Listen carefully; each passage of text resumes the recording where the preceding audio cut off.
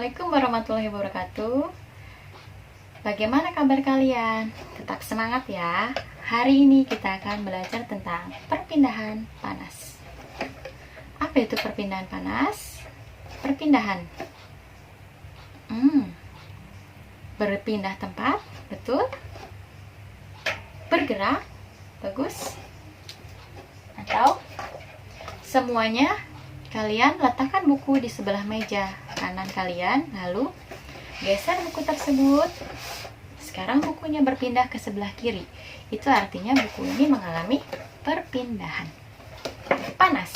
Panas adalah suatu energi yang bisa berpindah yang diakibatkan oleh perubahan suhu. Dari materi perpindahan panas ini, kalian bisa mengetahui.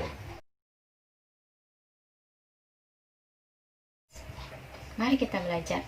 Yang pertama, cara-cara perpindahan panas dibagi menjadi 3. Yang pertama adalah konduksi, yang kedua konveksi, dan yang ketiga radiasi.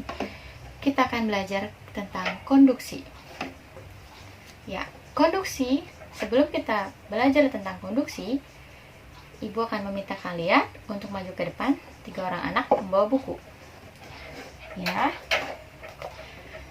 Estafet ya, buku berbaris. Kalian berbaris, 3 anak tadi. Estafetkan buku yang Ibu berikan ke teman sebelah kalian. Ya. Ya, bagus.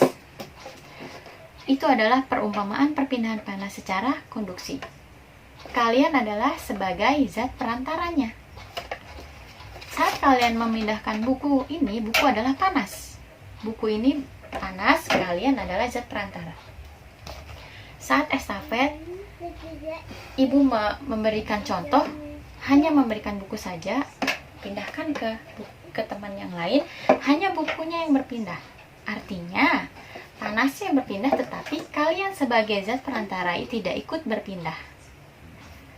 Jadi, perpindahan panas secara konduksi adalah perpindahan panas yang melalui zat perantara, tetapi zat perantaranya tidak ikut berpindah. Contoh lain, ada termos, ada gelas dan sendok. Tuangkan air panas,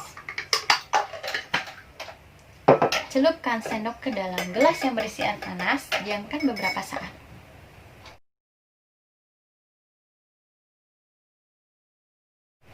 Ya, saat kalian memegang ujung sendoknya, pasti terasa panas.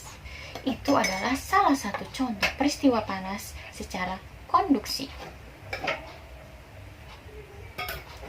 Contoh lain adalah saat kalian menggoreng tempe atau tahu, kalian menggunakan sendok yang dimasukkan ke dalam minyak panas tadi.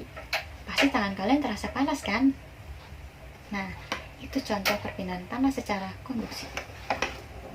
Yang kedua, perpindahan panas secara konveksi. Sebelum ke perpindahan konveksi, jadi perumpamaannya adalah kalian memindahkan buku yang ada di dalam ruangan kelas ini keluar luar ruangan. Ya, saat kalian memindahkan buku, apakah buku ini dapat berpindah sendiri? Buku ini ibaratnya panas. Kalian adalah atau Ibu adalah zat perantaranya. Ya. Apabila Ibu ingin memindahkan buku yang ada di dalam ruangan ini keluar ruangan, otomatis Ibu ikut berpindah. Itu adalah peristiwa panas secara konveksi. Atau artinya adalah perpindahan panas. Ini panasnya berpindah melalui zat perantara, melalui Ibu, tapi zat perantaranya ikut berpindah. Ibu juga ikut berpindah keluar. Karena bukunya dipindahkan dari dalam ruangan ke luar ruangan. Ya. Contohnya, ketika kalian merebus air sampai mendidih. Panci menjadi panas karena apa? Dari mana panci bisa menjadi panas? Dari api. Api yang di kompor ya. Nah, panas yang dari panci tadi membuat air adalah zat perantaranya. Ikutan berpindah juga, ikut pindah menjadi panas. Itu adalah peristiwa perpindahan panas secara konveksi. Contoh lain ada angin darat dan angin laut.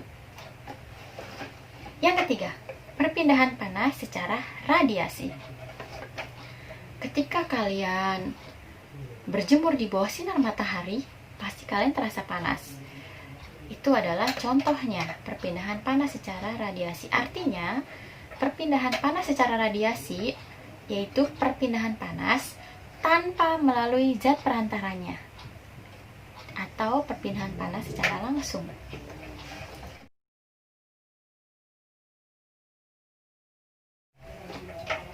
Dari ketiga perpindahan tadi, kita bisa bersimulasi dengan lilin dan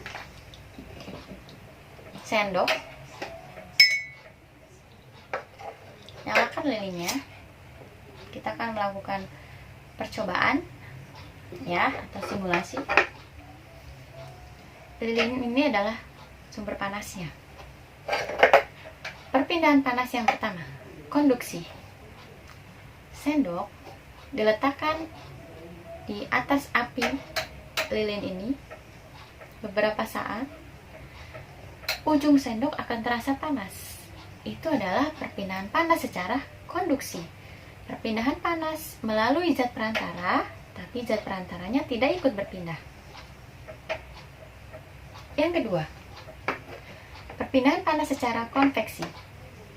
Kalian merebus air, anggaplah ini sebuah panci, isikan air atau sendok ini. Kalian bisa menggunakan sendok yang lebih besar ya, centong boleh. Buat sayur, kalian ambil air, panaskan di atas lilin, tunggu beberapa saat. Nanti lama-lama airnya akan terdapat gelembung-gelembung. Berarti airnya ikut berpindah ya menjadi panas. Artinya itu perpindahan panas secara konveksi melalui zat perantara, tapi zat perantaranya juga ikut berpindah. Ya. Yang ketiga adalah perpindahan panas secara radiasi. Ini yang lebih mudah. Letakkan tangan kalian di dekat lilin, pasti kalian akan merasa panas.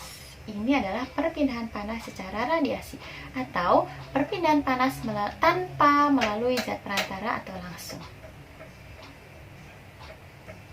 Ya. Itulah materi kita hari ini tentang perpindahan panas. Kesimpulannya adalah perpindahan panas bisa melalui zat perantara dan juga tanpa melalui zat perantara. Panas dapat berpindah melalui 3 cara, yaitu konduksi, konveksi, dan radiasi. Konduksi adalah perpindahan panas melalui zat perantara, tetapi zat perantaranya tidak ikut berpindah.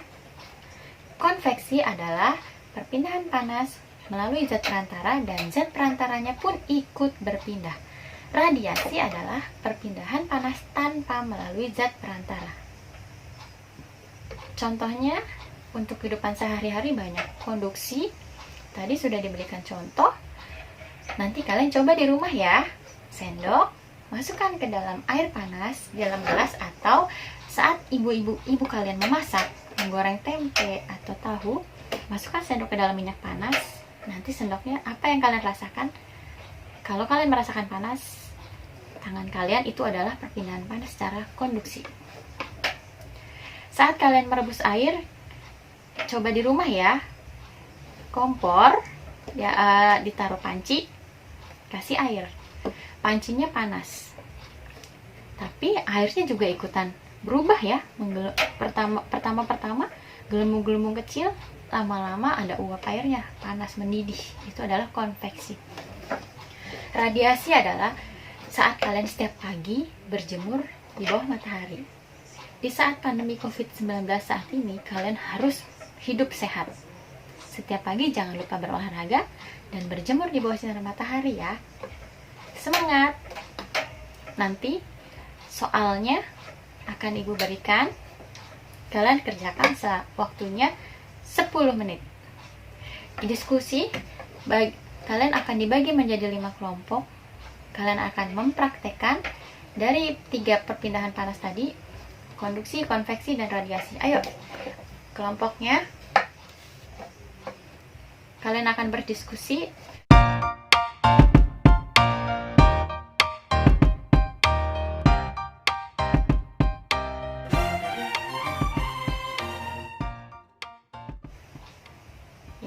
sudah selesai.